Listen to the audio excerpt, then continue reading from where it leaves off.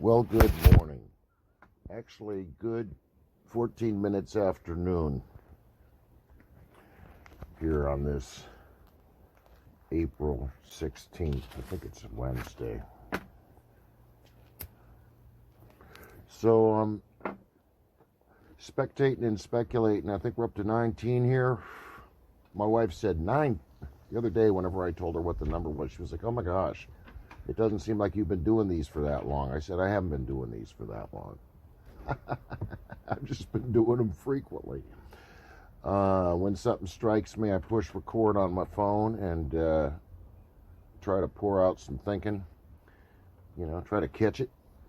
Schrodinger's cat. But it doesn't always work, Sometimes I'll just delete an audio file because it's crap. And I was excessively incoherent rather than pretty incoherent. But what I'm going to talk about today is being a human jukebox as a musician. Most folks call it playing covers, right? Cover bands, tribute bands, and people that just really, and this is an entirely legitimate form of small business. Don't get me wrong. I'm not knocking people who rely on, kind of replicating the creations, the popular creations of other people for entertainment, right? And getting paid for it. I think that's a good thing. You got to work to eat. And not everybody's been gifted with a whole mess of creativity, or at least the right combination of creativity that would put you in a spot where you're actually a songwriter and a musician and a singer. And there's an expression for a person like that. A person like that's called a triple threat. And so, when you think of someone who can play an instrument, not just fuss around with it, make it sing with their own voice, and also use their vocabulary and their experiences and the poet in themselves to diarize human experience in some way that becomes a song that you can take out there. And while I'm a product of the 1960s and 70s. I've got so much good music in my mind. I love playing a lot of those old songs, and worked my way through the better part of a year or two of college doing exactly that, playing 60s and 70s music in bars in various places in New York State back then. And, people have a lot of fun when they're listening to stuff that's familiar to them. And they like to be surprised by songs that they haven't heard in a long time. Like, oh, I remember this song. I say it myself. But there's just an incredibly different mind when you're playing someone else's song, you're interpreting it, and you're playing something that you lived through and wrote yourself. And what I'm going to talk about today, having done this for half a century, is ways to kind of reincorporate the uniqueness of the interpreter into the songs that you're going to be taking out there, that you hope people are going to enjoy, and you think about, certain types of people might really like it if I play this. And especially if you understand the region where you're playing, that's helpful. I mean, sometimes clubs will tell you straight out, what they want to hear and what they don't want to hear, and that'll determine whether you get booked.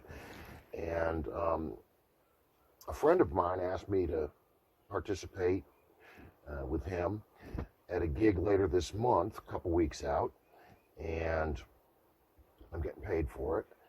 And it's going to be a mostly covers gig. In fact, I think it's going to be an all covers gig. And that's okay. That's okay. My wife said we've got an extra insurance bill this month that we got to get paid. One of those occasional bills that slips your mind. And but I always believed that we're provided for, you know, if we're willing to get up out of our chair and go do a thing. That you very seldom fall behind, you know, if you've achieved a level of personal sobriety where you're not just blowing all your money on drinks and pills and powders and herbs and so forth. Moderation is more difficult than quitting.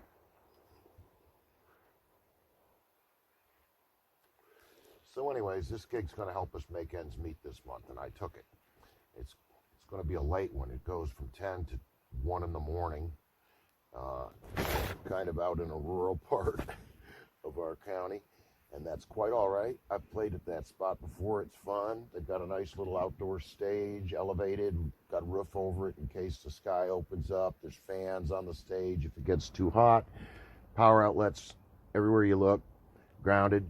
And that stage is right in front of a nice kind of enclosed big old patio area that's got some couple of grills in it and lots of tables, and you know, people can go in and out of the establishment from that patio area. There's a pool table in there. There's a lot to like about this place, and plus you get real people in there that don't dress up. I like those kind of folks. This is going to be the second time that I've gone out using a pseudonym, and I'm going to stick with this one for a while just to see what happens when people ask me about it. I remember Bob Dylan once saying that one of the blues artists that influenced him, whose first name was Booker, on his records, it would be spelled B-U-K-K-A, and BUKKA. And I decided I'm going to start going out as BUKKA James, just to see what happens when people ask me about that. BUKKA James, what's that? I'll say it's in the second half of the Bible. You'll find it.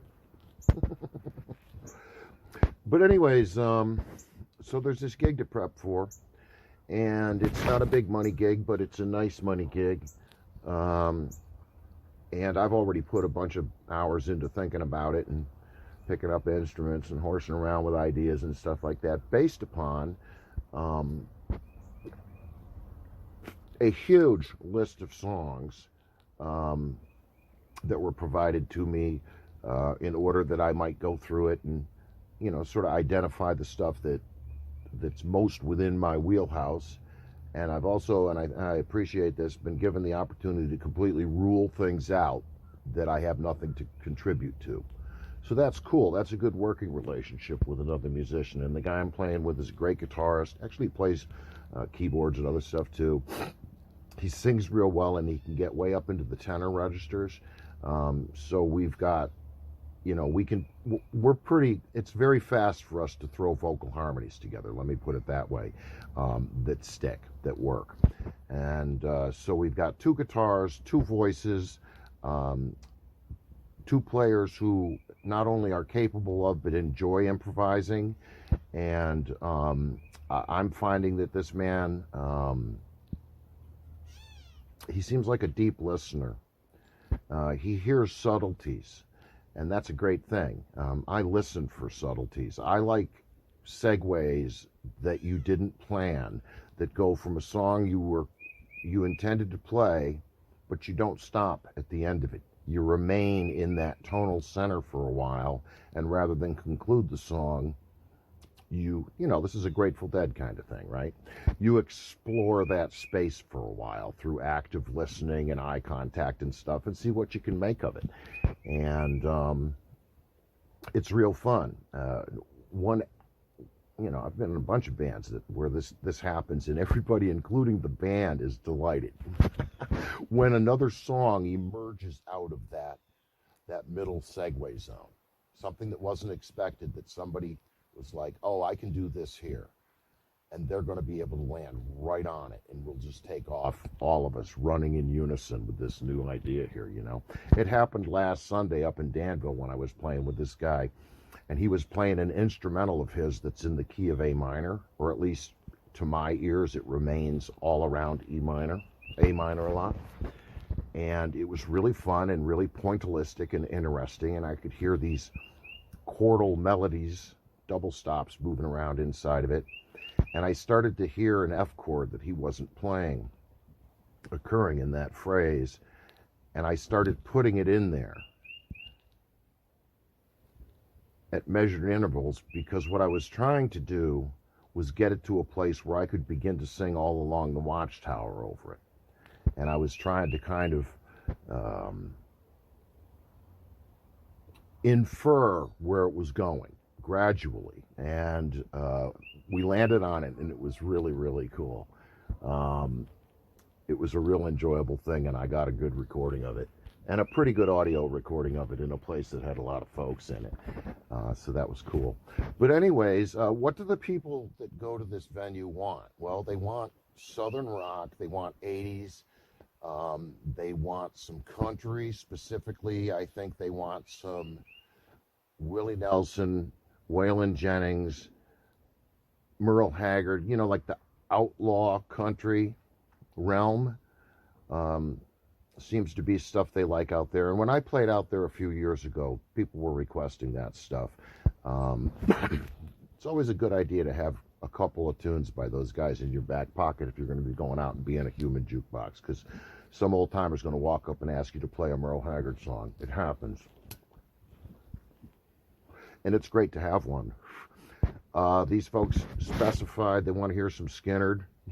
You can infer from that what you wish. I think the Beatles were mentioned. Some specific tunes were mentioned. I got to say that I wasn't in the United States for most of the 1980s, so I missed it, right? I missed pop radio for 10 years and was listening to my own record collection and stuff like that when I was overseas. And when I came back, everything was different, and I didn't understand why. And I really didn't fit in. I had to find my way back into music, live music, because I missed about 8 years of the 1980s.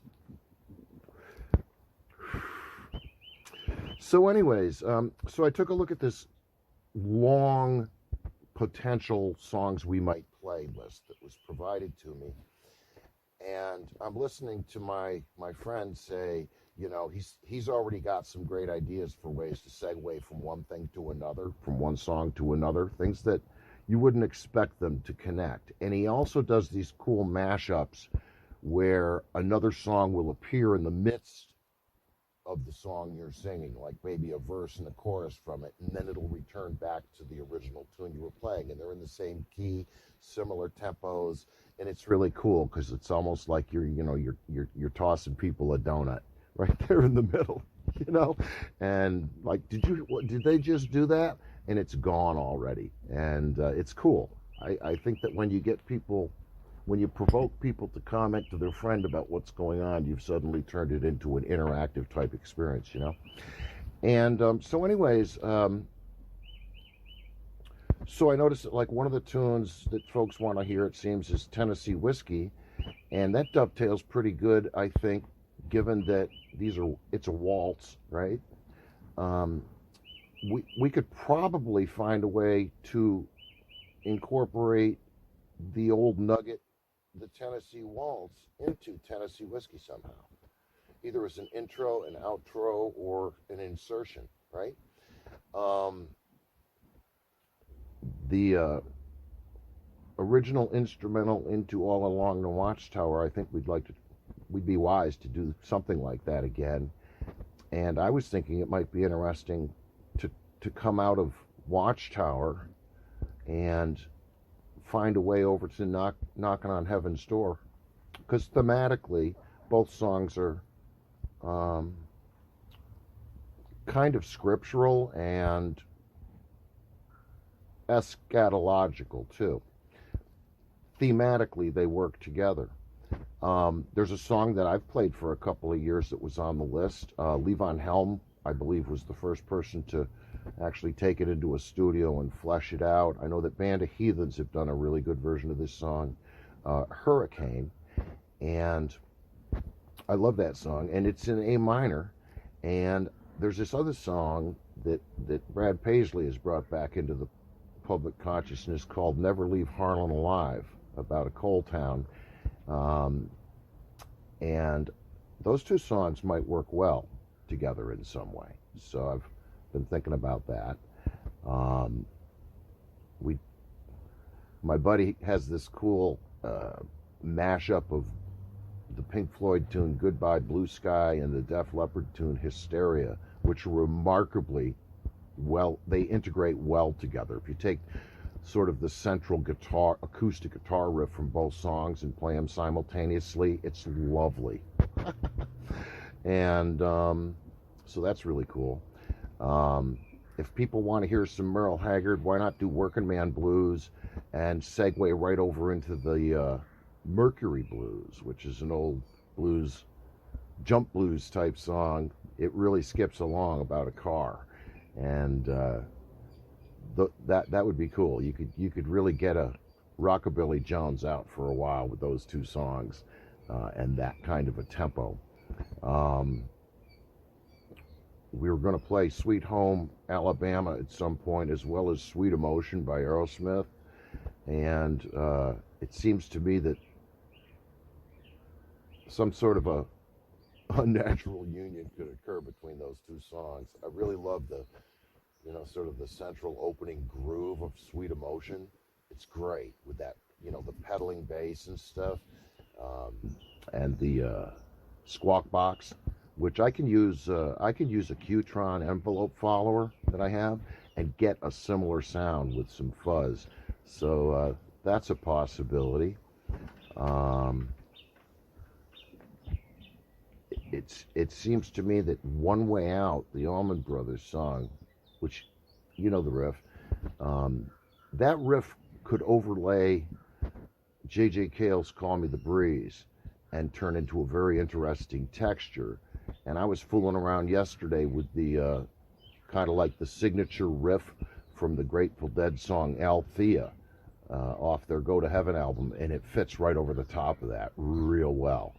Of course, all of these things are just ideas, right? We're not at the gig. We haven't cemented down a set list yet. We're definitely squishing the clay around a whole mess right now. Although it seems to me that this is going to be a really cool gig, because it's going to go above just walking in with a list of songs and reading the room and trying to make a decision about, should I play a ballad? Should I play something that's kind of silly? Should I play something that's, real up tempo and skipping along? You don't want the Blues Brothers thing to happen where people are throwing bottles at you. But it seems to me, and I know a whole bunch of people that do things like this, and I applaud them. I love when they surprise me with covers, okay? And, so sort of in conclusion here, there's more to going out and making music, playing other people's songs than just having the songs, okay, and the ability to sing and play them in front of people. I would suggest that you think of the assembly of your songs as being a little bit more than an entertainment, and possibly something that is almost like an intellectual challenge to the audience that's fun, okay? Like trivia night, where you thematically connect some songs together in a way where some people are going to have an aha moment, right? They're going to detect the deliberateness and the planning, as it were, that went into making this hopefully rather magical thing occur for a little while, that goes above just replicating a song and getting the words right and singing it well. Think of ways to thematically assemble songs. I know a lot of groups over the years that kind of start off acoustically and then come back and play an electric second set. That's a good strategy. That's an excellent strategy. You know, it's kind of like walking up the Piedmont of a hill and then getting to the steep part, but it's worth the climb. And should be fun. But anyways, yeah. So, you know, blessings and encouragement to people that are making money playing music. And, you know, doing it under their own steam, like most of us do. It's a cool gig. Like it says out on a sign on my property about music, it says that the universe was sung into creation. And so music is one of the very first things, when you think about it, that there ever was.